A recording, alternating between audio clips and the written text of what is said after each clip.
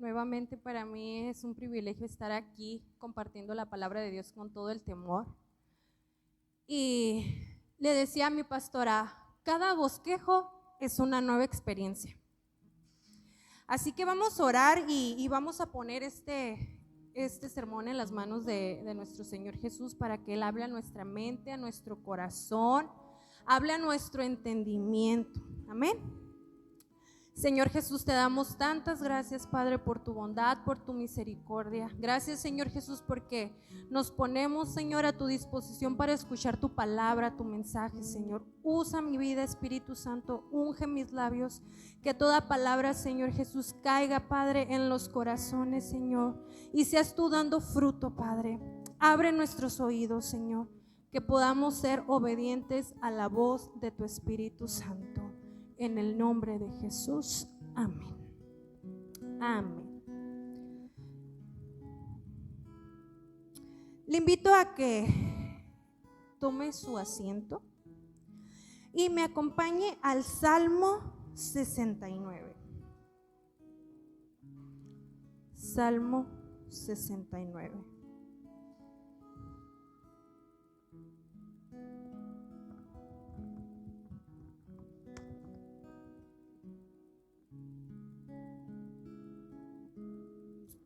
Gloria a Dios, Señor.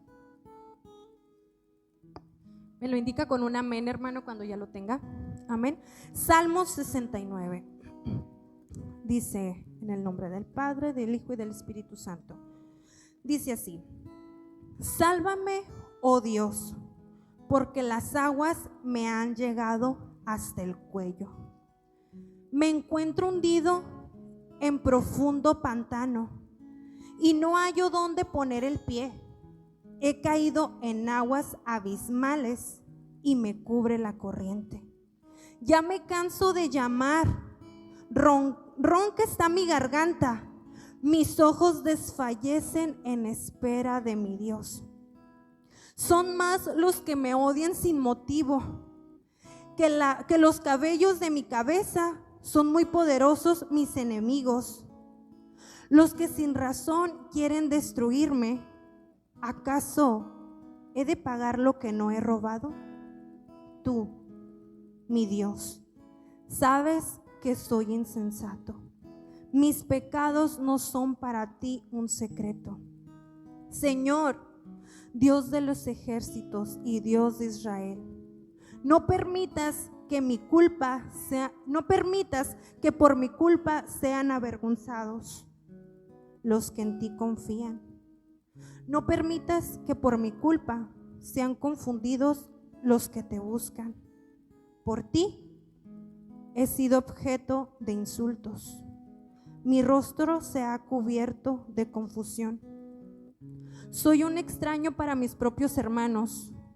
Los hijos de mi madre me desconocen. Y es que mi amor por tu casa me consume. Cae sobre mí los insultos de los que te ofenden. Aflijo mi cuerpo con ayunos y sollozos, y por esto la gente me insulta. Dejé mi ropa y me vestí de cilicio, y ahora soy para la gente motivo de burla.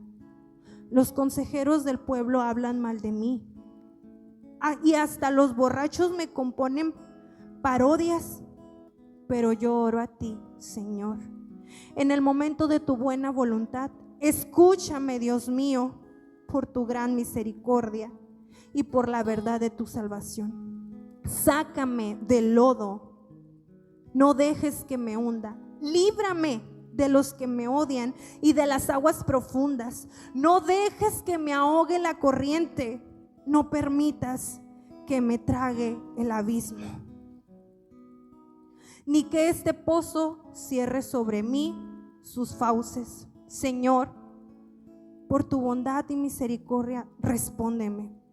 Por tu infinita piedad, dígnate, mírame. No le vuelvas la espalda a este siervo tuyo. Date prisa y escúchame, que estoy angustiado. Acércate y ven a salvarme la vida. Líbrame por causa de mis enemigos. Tú sabes de mi afrenta, mi confusión y mi oprobio. Ante ti están todos mis adversarios. Las burlas me han roto el corazón y estoy acongojado. Esperaba compasión y nadie me la tuvo. Alguien que me consolara y nadie hallé. Cuando tuve hambre me dieron ajenjo. Cuando tuve sed me dieron vinagre. Que sean sus banquetes una trampa para ellos. Que sus sacrificios de paz les sean un tropiezo. Que sus ojos se nublen y pierdan la vista. Haz que pierdan para siempre su vigor. Descarga tu enojo sobre ellos. Que el furor de tu enojo los alcance. Que sea destruido su campamento y no haya en sus tiendas quien las habite.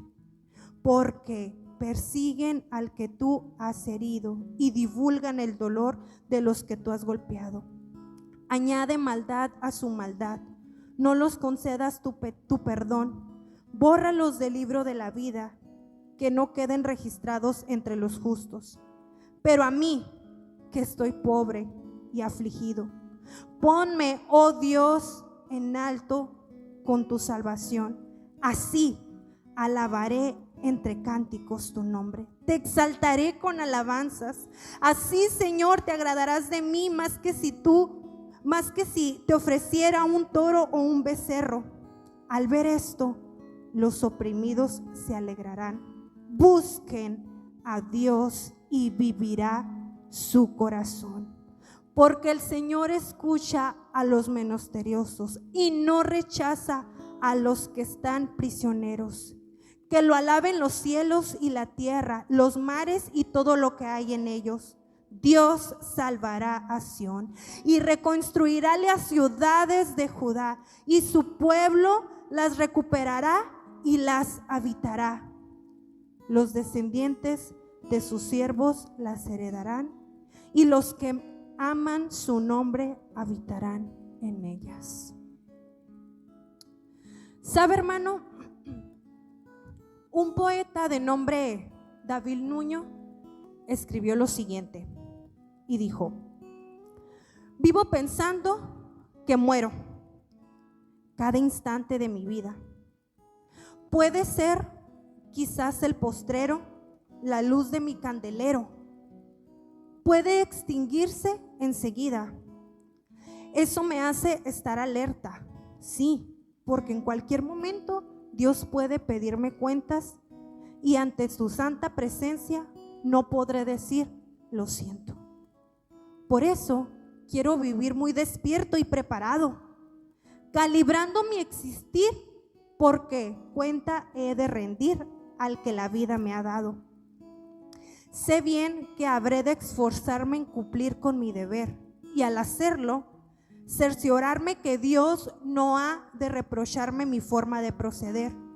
Lucho porque no haya mella en mí lo ruin y vicioso, evitando las querellas, que al morir no queden huellas de algo indigno y vergonzoso. Y no es que morir me quiera.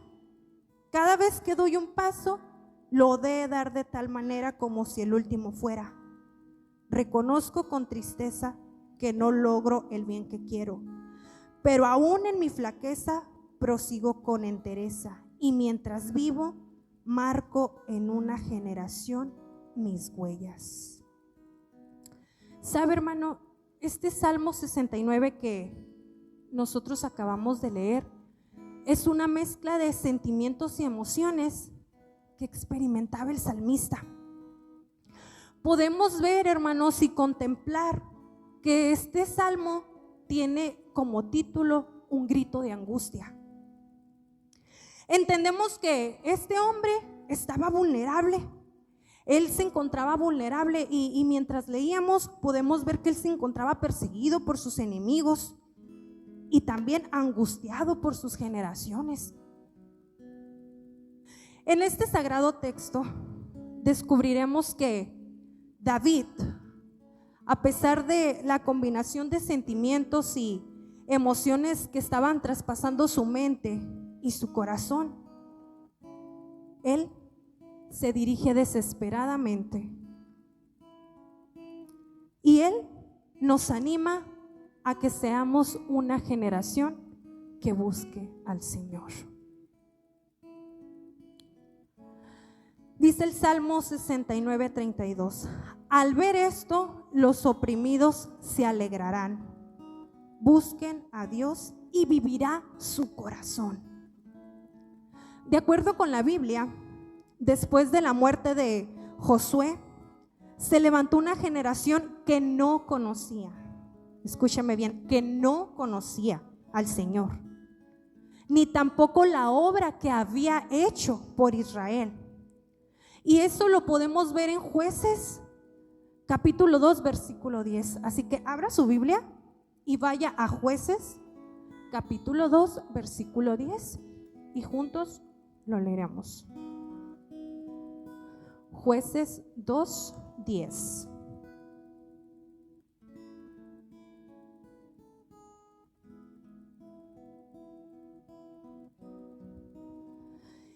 Y toda aquella generación también fue reunida a sus padres, y se levantó después de ellos otra generación que no conocía a Jehová ni la obra que él había hecho por Israel. Amén. ¿Dice eso? ¿Dice eso? Indíquemelo con un amén. ¿Dice eso? Jueces 2:10. A través del tiempo, hermanos, han existido generaciones que buscan o buscaban agradar a Dios, y otras que están buscando agradar su propia satisfacción. Y mientras hacía este sermón, recordaba que hace unos días fuimos retados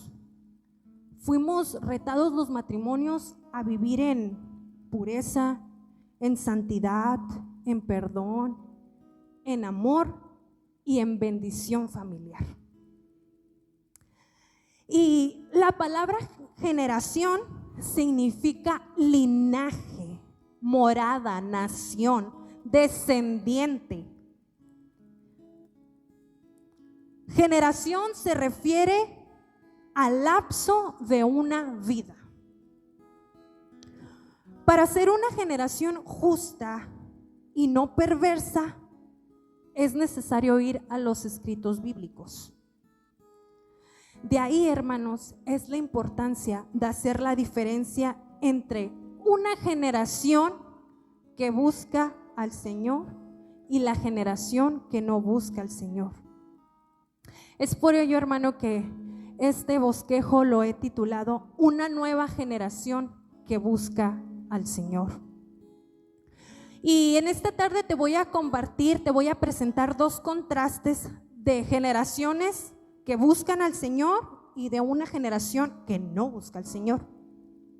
Y el primer contraste es este: la generación que busca al Señor es libre. Proverbios 11:21 dice: tarde o temprano el malo será castigado, mas la descendencia de los justos será librada. Participar juntos como una generación, eso nos hace a avanzar, a ir adelante, a ir caminando juntos. Tú y yo, todos los que estamos aquí, somos una generación. Y en este versículo podemos encontrar una consecuencia y al mismo tiempo una divina promesa. La promesa que tú y yo deberíamos de anhelar, una generación que busca al Señor.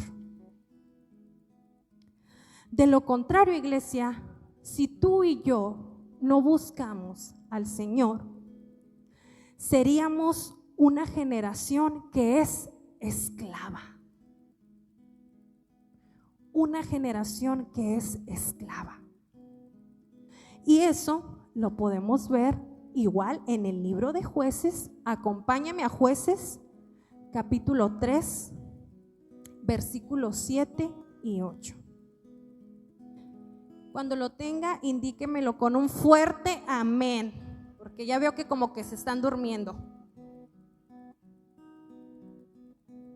Jueces 3, capítulo 3, versículos 7 y 8. Dice: pero los israelitas hicieron lo malo a los ojos del Señor y se olvidaron de él por adorar a las imágenes de Baal y de Acera. Eso provocó que la ira del Señor se encendiera contra Israel y los dejó caer en manos de Causán Risantillín, rey de Mesopotamia, a quien sirvieron durante 8 años. Y notemos que el texto bíblico nos habla que los israelitas hicieron lo malo a los ojos del Señor y se olvidaron de adorar. Y cuando vemos que ellos hacen lo malo y se olvidan de adorar, aquí el texto nos habla de imágenes de Baal, de imágenes de Acera, que los israelitas se inclinaron a ellos. Sabemos que esos son unos tipos de dioses paganos, y tal vez tú no adoras a esos tipos de dioses. E incluso mi hermana Nayeli lo decía en la ofrenda: ¿qué dioses tienes tú? Tal vez tú no adores a un Baal, tal vez tú no adores a una Acera, pero ¿qué tal con los ídolos que toman prioridad la mayor parte del tiempo durante el día?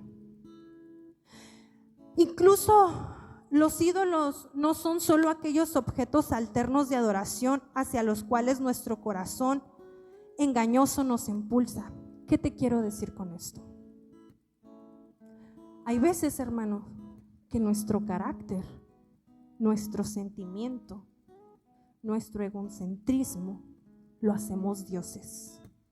El creernos superiores a otros, incluso el tener sentimientos contrarios hacia Dios, son ídolos.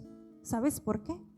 Porque tú como iglesia, tú como persona, no estás dispuesta a renunciar a esos dioses. Por lo tanto, es un Baal y es una Acera, porque tú no estás dispuesto a renunciar a esos sentimientos.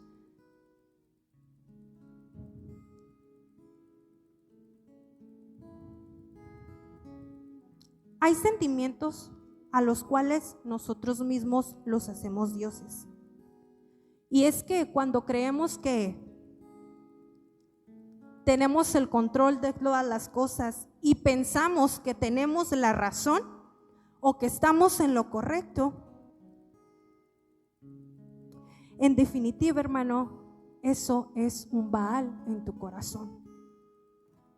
Cuando tú no quieres desistir de esos sentimientos que no son de Dios ni agradables a Él, cuando hay ídolos de poder, de placer, de comodidad, de chisme, de suposición, de ociosidad, entendemos que eso tiene una consecuencia y lo podemos ver en Jueces, lo acabamos de leer: ser esclavos.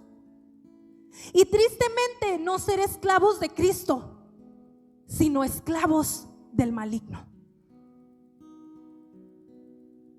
Iglesia, sé una generación esclava de Cristo, quien te da libertad, y no del maligno, quien te mantendrá esposado. Dios les dio a Israel lo que justamente necesitaban. Ellos no querían servir a Dios, así que Él permitió que ellos fueran siervos de un rey pagano. Israel cosechó exactamente lo que sembró. Pero ¿sabes?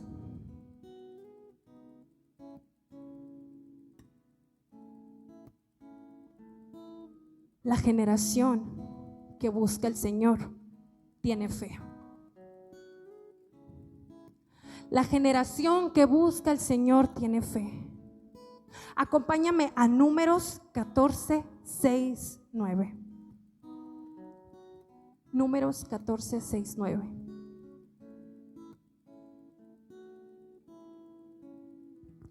Mientras Josué, hijo de Nun, y Caleb, hijo de Jefune, que eran dos de los que habían ido a explorar la tierra, se rasgaban las vestiduras y hablaban con toda la congregación de los hijos de Israel. Les decía: la tierra que recorrimos para explorarla es una tierra sumamente buena. Si el Señor se agrada de nosotros, Él mismo nos introducirá a esta tierra y nos la entregará. Es una tierra que fluye leche y miel. Así que no se rebelen contra el Señor ni tengan miedo de la gente de esa tierra. Nosotros nos la comeremos como si fuera pan. No les tengan miedo, que el Dios que los protege se ha apartado de ellos, y con nosotros está el Señor. Josué y Caleb le recordaban al pueblo que la tierra era una tierra en gran manera buena. El Señor permitió que Canaán estuviera el fruto de lo bueno, de lo agradable. Y Josué y Caín y Caleb lo pudieron ver. En el versículo 9 vemos cómo le advirtieron al pueblo diciendo: así que no se rebelen contra el Señor ni tengan miedo de la gente de esa tierra. Su temor y su incredulidad fueron una rebelión de rebeldía, una rebelión deliberada. Por lo tanto, Josué y Caleb apelaron a la voluntad de Dios, apelaron a la voluntad del pueblo, pidiéndoles que decidieran abandonar su rebelión y se volvieran al Señor. El pueblo de Israel no tenía que ceder a sus sentimientos de miedos. Josué y Caín les decían: no tengan miedo. Y lo podemos ver que ellos lo repitieron 2 veces: no tengan miedo.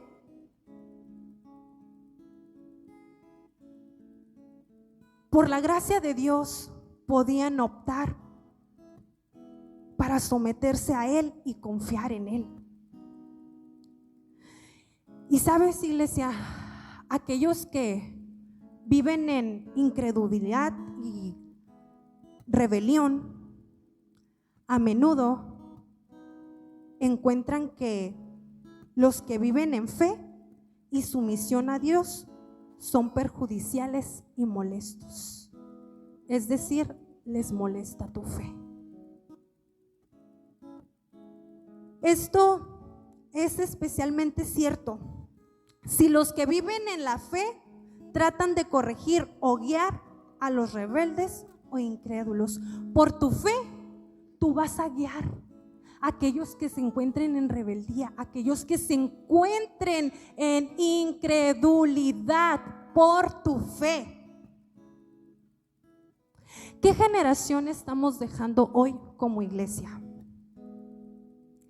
Y te hablo en el sentido de unos con otros. Somos como Josué y Caleb, que transportamos esa fe verdadera entre nosotros mismos, entre nuestros hijos, entre nuestras familias. Sabes, la capacidad que tengas de fe será traspasada a través de una generación incrédula. La capacidad que tengas de fe será traspasada a una generación incrédula. A través de tu fe vas a romper con una generación de incredulidad. ¿Y sabes por qué? Porque la generación que no busca al Señor es incrédula. Una generación que no busca al Señor es totalmente incrédula. Y lo podemos ver en Mateo 17, 16. Así que abre tu Biblia, iglesia. Abre tu Biblia, hojeala. Si no la has ojeado en la semana, aquí la vas a ojear. Mateo 17:16. Dice: lo he llevado a tus discípulos, pero no lo han podido sanar. Tal vez Jesús en este punto pudiera manifestarse en un sentido de frustración con sus discípulos al mencionarlo versículos más adelante, cuando el Señor Jesús le dice: oh generación incrédula y perversa.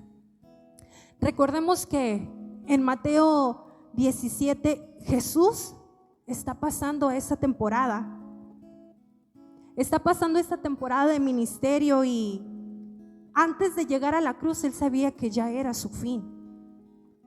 Jesús podía ver, Jesús podía contemplar cómo los discípulos le estaban forjando una generación llena de incredulidad, incapaces de hacer grandes milagros.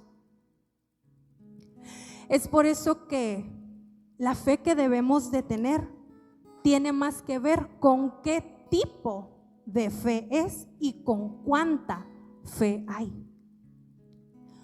Una pequeña cantidad de fe, tan pequeña como un grano de mostaza, puede lograr grandes cosas. Si esa pequeña cantidad de fe se establece en el gran poder de Dios.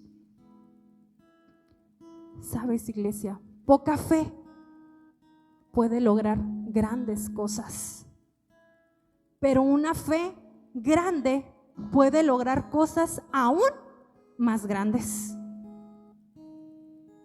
Por consiguiente, la generación que no busca al Señor es maldita. Acompáñame a Proverbios 3:33.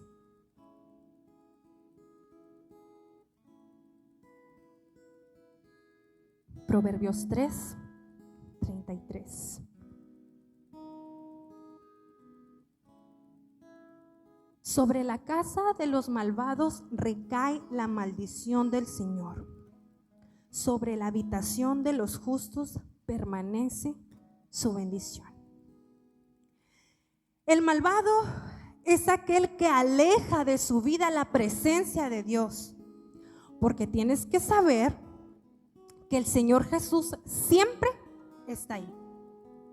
El Señor Jesús siempre está ahí, Él no se va.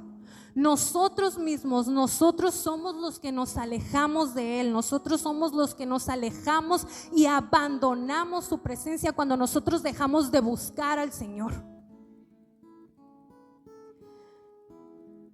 Y eso no nos deja avanzar porque llevamos cargando un pecado. Llevamos cargando pecados. Y aquí, en sentido de maldición, se refiere a la consecuencia de las malas decisiones y acciones que tomamos como generación en la vida cotidiana. ¿Qué tipo de decisiones tomas en tu vida que arrastran a tu generación? Sin embargo, hay una generación opuesta a la maldición.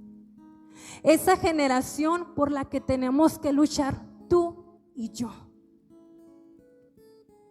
Y es la generación que busca a Dios, será bendita.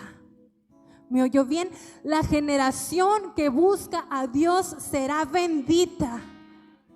Y lo podemos ver en el Salmo 112:2 que dice: poderosa en la tierra será su descendencia.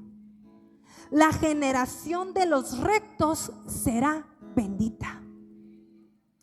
El que teme a Jehová y en sus mandamientos se deleita en gran manera. Tiene la bendición de Dios sobre su familia. El salmista pronuncia bendición sobre la descendencia de este hombre, el que es recto. Porque, ¿sabes? Decide hacer la voluntad de Dios. Decide someterse a Dios. Y cuando tú te sometes a Dios y buscas su voluntad, tus hijos y los hijos de tus hijos serán benditos. Si tememos al Señor, hermano, y nos gozamos al obedecer sus mandamientos, tenemos muchas bendiciones a nuestro alcance.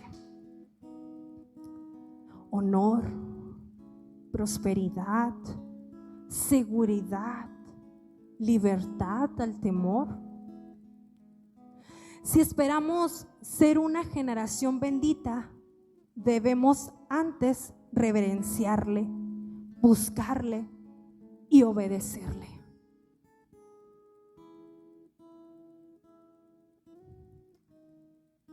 Dice la Biblia, la iglesia del Señor Jesucristo es una generación que busca al Señor. El apóstol Pedro escribió y dijo: mas vosotros sois linaje escogido, real sacerdocio, nación santa, pueblo adquirido por Dios, para que anuncies las virtudes de aquel que os llamó de las tinieblas a su luz admirable. Iglesia amada, tabernáculo de fe, por este santuario han pasado muchas generaciones. Muchas generaciones han pasado. Y muchas de ellas fueron esclavas. Pero sabes, también fueron generaciones liberadas. También pasaron generaciones que fueron incrédulas, pero también generaciones que tuvieron esa fe como un grano de mostaza. Generaciones que por no buscar al Señor o dejarse envolver por el pecado, cayó maldición en sus vidas y no se levantaron igual. No importa los años que tengas en el Evangelio o si fuiste de esa generación, está bien, agradécele a Dios por ello, pero hoy este es tu presente. Y miremos a nuestro alrededor, mírense unos a otros, mírense unos a otros, mírense unos a otros. Los que estamos aquí somos esta generación. Y sabes, hoy te aliento a que seas una nueva generación que busca al Señor. Esa generación que no permitirá que el fuego de Dios se apague. En esta noche, iglesia, tabernáculo de fe, tú tienes la decisión de buscar al Señor con todo tu corazón, con toda tu alma, con toda tu mente. En esta tarde, noche, te aliento a que seamos como esos jóvenes hebreos que no se inclinaron a dioses ajenos y solo adoraron y buscaron al Señor. Ponte de pie, pueblo.